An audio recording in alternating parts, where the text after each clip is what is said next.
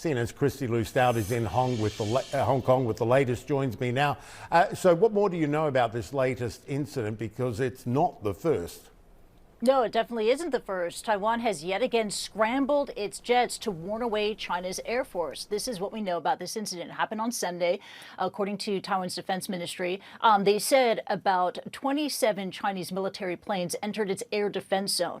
Now, this is not its territorial airspace, and it's important to make this distinction. You know, the air defense zone is a much broader area, but it's an area that Taiwan also patrols and monitors. We also learned at the same time on Sunday, Chinese President Xi Jinping was wrapping up a very high-profile three-day meeting with top military brass in Beijing. Look, since October, around the time of China's National Day holiday, China has been really ratcheting up these expressions of its military dominance aimed at Taiwan through these air incursions. Taiwan calls this gray zone warfare, the objective by China to exhaust Taiwan's forces and to test its responses as well. It was in October when, according to Taiwan, China had about 150 Chinese military aircraft enter its air defense zone. And then on Sunday, 27 Chinese military aircraft entered the air defense zone, including 5 nuclear-capable bombers, as well as a new aerial refueling craft that's called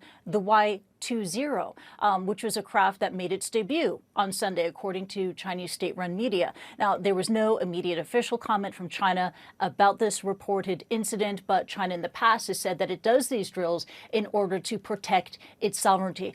Chinese state-run media, they've been busy reporting on the big meeting that took place, a 3-day meeting between Chinese President Xi Jinping and these top military generals. I want to bring up one quote from Xi Jinping, according to China's state-run Xinhua news agency, in which Xi Jinping says this, quote, "It is necessary to make great efforts to strengthen scientific and technological literacy and improve the actual ability to win modern wars." He goes on to say, "It is necessary to strengthen practical experience and encourage and guide officers and soldiers to experience the wind and rain, to see the world, to strengthen their muscles and bones, and develop their talents in fiery military practice," unquote.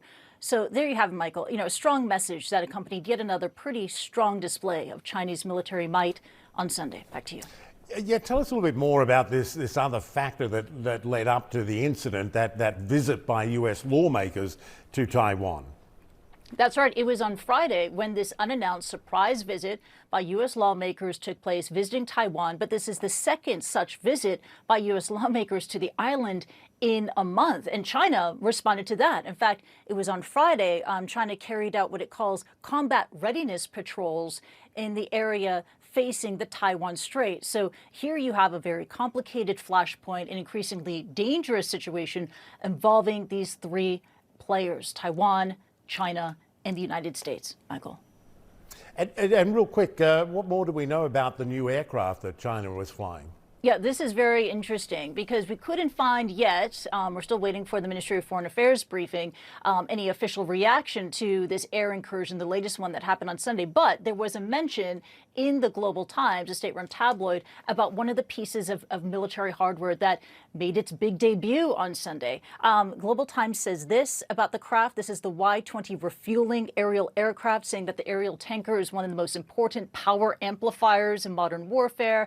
Another expert told the Global Times on Sunday, requesting anonymity, interestingly. It goes on to say such aircraft can give other airplanes much longer range and endurance, and aerial refueling is also faster, more efficient, et cetera, et cetera, et cetera. So this, bottom line, is a new military aircraft that's made its big debut, being deployed for the very first time by China on Sundays. We have reports of another air incursion, but we do need additional, objective analysis about what it's truly capable of, and also how China plans to use it. Back to you.